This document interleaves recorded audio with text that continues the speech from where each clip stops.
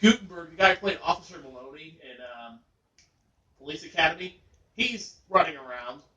Then you have like the Commander and Emperor and Flounder from fucking Animal House. The Commander from fucking Third Rock from the Sun and Flounder and his college students stuck in Kansas University as it's dealing with this nuke. Like, they literally dropped the big one on everybody. And then Fallout happens. Yeah. Fallout happens, and then people die. You see people literally dying of radiation sickness. And it's not a happy movie. It's not a happy movie. There is no happy fucking ending to The Day After. Like, I don't think it was intended to happen. Well, there's a scene where they're in church, and like the church is bombed the fuck out, and the preacher's giving a thing and telling Revelation. He's like, and like the Dahlberg's daughter starts bleeding from a certain area, and she's dying of radiation sickness, and he's like, and the preacher's like, why have you forsaken us, God? I'm like, well, it's because we have idiots who didn't know how to not push fucking buttons. Do I advocate for the use of nuclear weapons? I sure hope not. Only if we have an asteroid big enough that's going to hurt us. Well, yes, we kind of want to prevent another Cambrian extinction. Yeah. And then, admittedly, with our current level of technology, we could probably power through it. We could probably survive it, but yeah, it wouldn't. I imagine a large proportion of the population wouldn't make it, but humanity as a whole would probably survive. No, North Korea threatened to nuke us. You did say South Korea. I didn't say South Korea. Well, fuck. Yeah, that's what I was a little confused about. No, North Korea. I was gonna say North Korea is old news. South Korea, that's new. Yeah. North Korea threatened to nuke us again today. They're threatening to nuke California and shit like that. I'm like, I'm almost to the point just like, fucking do it, pussies. Do it or shut the fuck up. Apparently, that's old news in South Korea. South Korea doesn't give a fuck. They're like, okay, let's be honest here. So would stop farming their almonds. Also, if they would stop filling swimming pools and shit like that during a fucking drought. Stupid celebrities. I'm surprised they're not investing in the seawater harvesters. Well, actually, no. I mean, solar stills are fairly easy to build. Well, we've had the technology for decades. Well, okay. Here's the thing. No, California does not get that 50 million people at it, but they do. The problem is that California also is getting a fuck ton of rain. Like, as they were bitching about not getting rain, this winter, the El Nino brought fuck tons of rain to them, to the point where they're having erosion everywhere. And got all dried out, and now it's getting all washed away. Yeah, now it's all getting washed away. Like, and they're getting their water back, and I'm like, you know what we could have done? If an old Middle Eastern guy starts building a big boat, it's time. I'd say time to leave the state. Yeah, no shit. Still in for the suits and sandworms. Really? Did you really just have to... Did she just make a fucking Doom joke? Yes, she did. God. But what about Darude? No, we're not going to talk about Darude. We have Dude on Laserdisc, for Christ's sakes. And I'd love to watch it again. Now I'll get the Laserdisc player recap first. Get that Laserdisc player recap. It is a terrible movie. I'm surprised at how... Yeah, dude. I love this. It's one of those that's so bad it's good movies. You like Troll 2. Troll You 2. have to read the book. This is Jess and reading. Not going to happen. We'll get her a digital version that you can blow up so the words are like 50-point font. Okay, I remember back in the day my dad tried that. He bought the King James Bible on computer, and then he was going to do that. He was going to print it in large font for my grandmother, and like half the page, or like a chunk of the page, was like 3 sentences was a sheet. Well, not even 3 sentences, 3 words of a sentence was actually on the sheet. And I'm like, Dad, this is not going to fucking work. And he's like, yeah, I know, son. I'm trying to think how tall that would be, and I think we're talking about. I think we're measuring in stories. Yeah. Because he wanted to print the Bible, every book of the Bible, in large print. Now, my grandmother bought a set of large print Bibles from... I'm not sure. I'm fairly certain you wouldn't make it past Genesis before you reach past one story. Probably. I mean, at that rate, if you're going like 5 words a page. Yeah, no. You'd be stacking up to the Empire State Building by the time you got to Moses. I know, right? You'd be parting the Red Sea literally with all that paper. It just drop into the river and create a momentary dry well. I know, right? Okay. We don't know when we're going to go out to see Todd. I know we're not going to go in October because it's busy season. I think we're going to go in June or July. Well, I want to go in October. I want to go see it before because October, November they get busy because people start doing Christmas orders. Because literally he sells those arcades. Like they refurbed arcades and stuff like that. He's trying to fucking get his own fucking. He literally tried to pimp his own reality show. His reality show is called The High Score, and I'm like, yeah, dude, don't film your own reality show. Like he made it so he could shop it to like, history and stuff like that. But I think the only I think reality TV in general is a bad idea. So it is. It very much is. I mean, most reality TV shows never have the whole picture anyway. Like, I finally watched an episode of Pawn Stars the other day. I haven't watched Pawn Stars in 5 years. But I watched an episode this weekend. It's because Paul Bearer's son, the wrestling manager Paul Bearer, his son was trying to sell his father's WWE Hall of Fame ring. And I'm like, you son of a bitch. First he proposes to a girl with it, and then he tries to sell it on Pawn Stars. That is some terrible marketing. I think the other time I've watched Pawn Stars, I didn't watch it when Pat the NES Punk went on there trying to sell his cartridges. And his NDA's about up. I think his NDA's about up. So when his NDA's up, I hope that he goes on his show, the CU podcast, and fucking just lays it out how horrible history is. Because I'm sorry, that gold and silver, that pawn shop is fucking stupid. People only go there because of the fucking show. They don't go there to buy shit. Probably. I have no desire to go to that shop ever.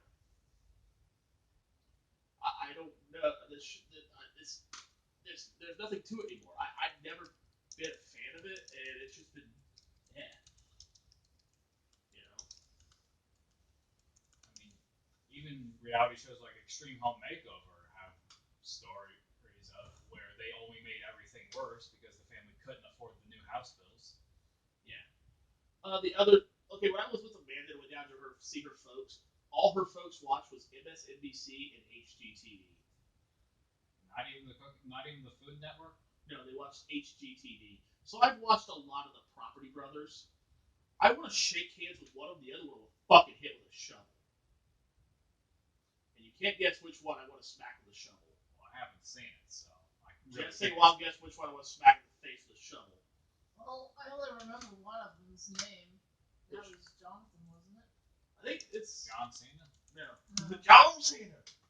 The recurring David joke, John Cena.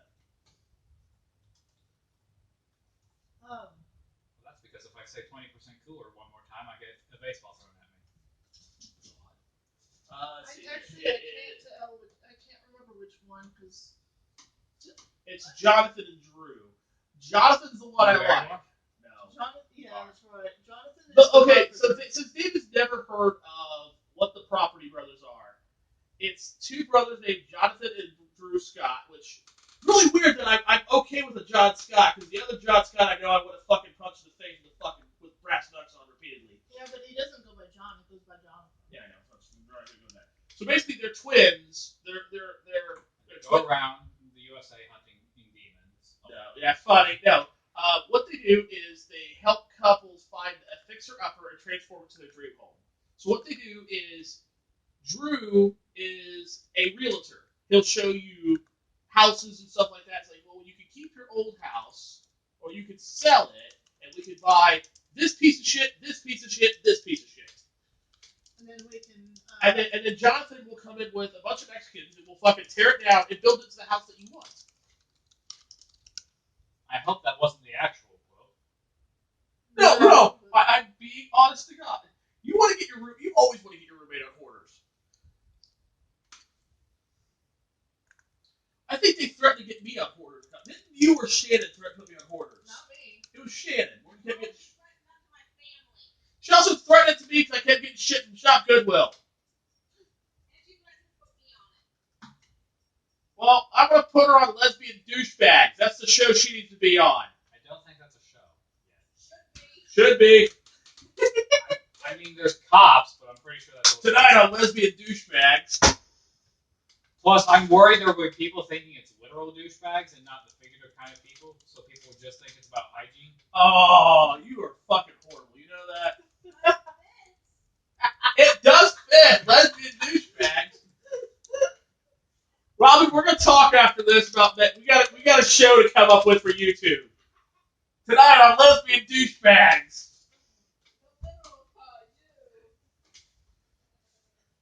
How not to get arrested at Walmart for trying on tampons. Oh!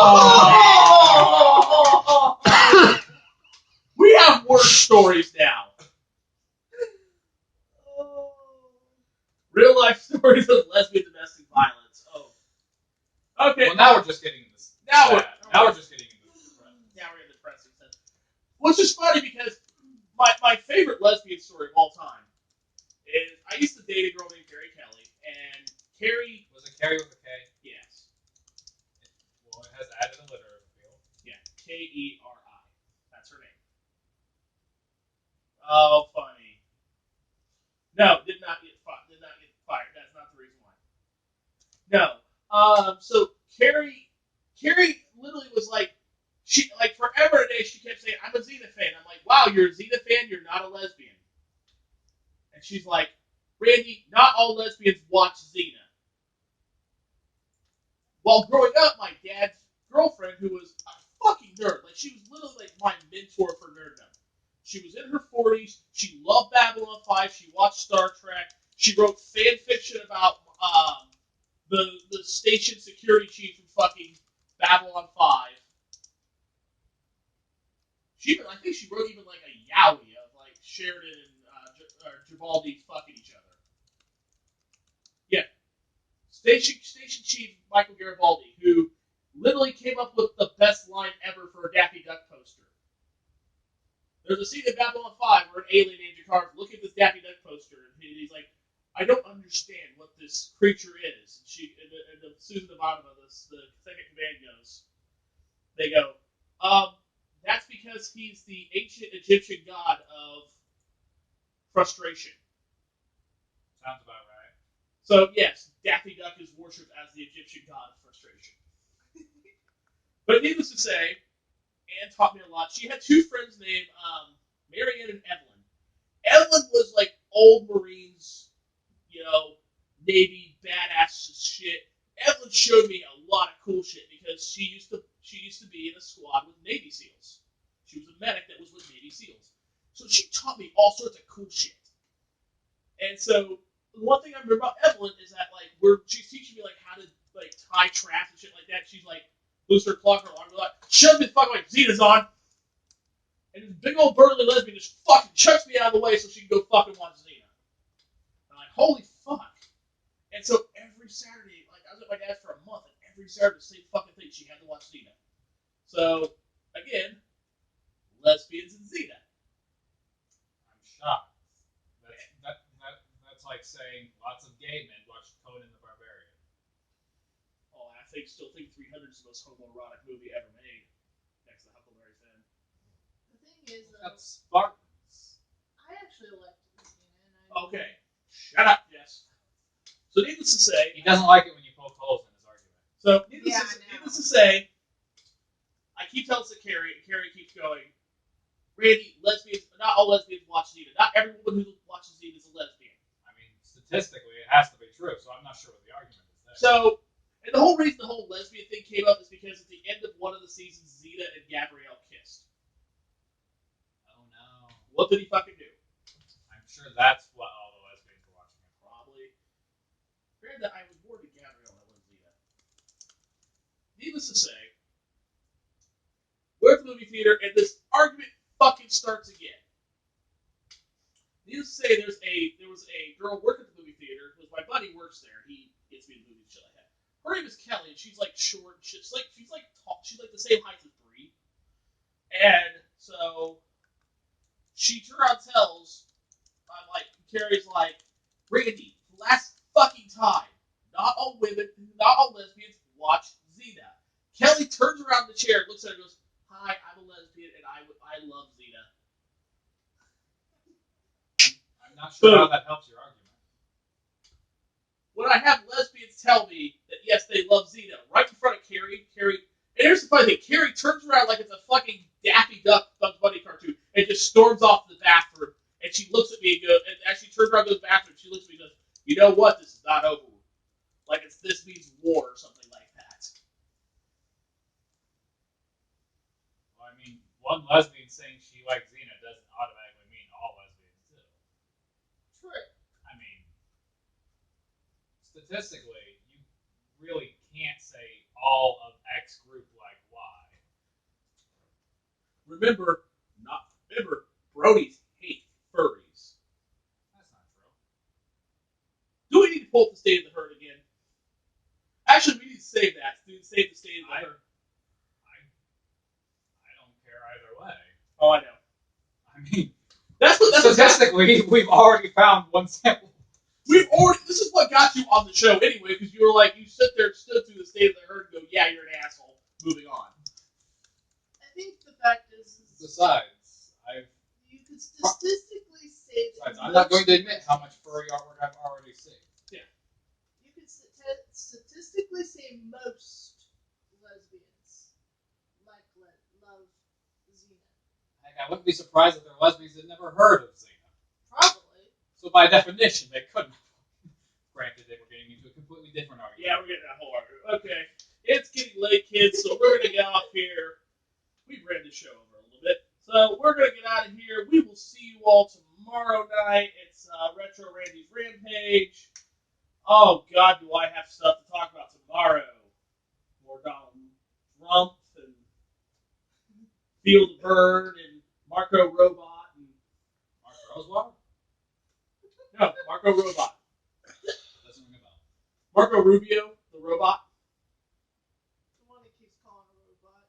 Oh, that one. Yeah, he's a robot. Let's not. The one that read from his script a little too hard. Yeah, no shit. Oh, now you have Chris Christie standing behind Donald Trump. Donald Trump literally catch him on mic going, "Get on the plane." Like, Donald Trump has made Chris Christie his bitch. You fucking agree with me on that one. But anyways, kids, we'll see you all tomorrow. Have a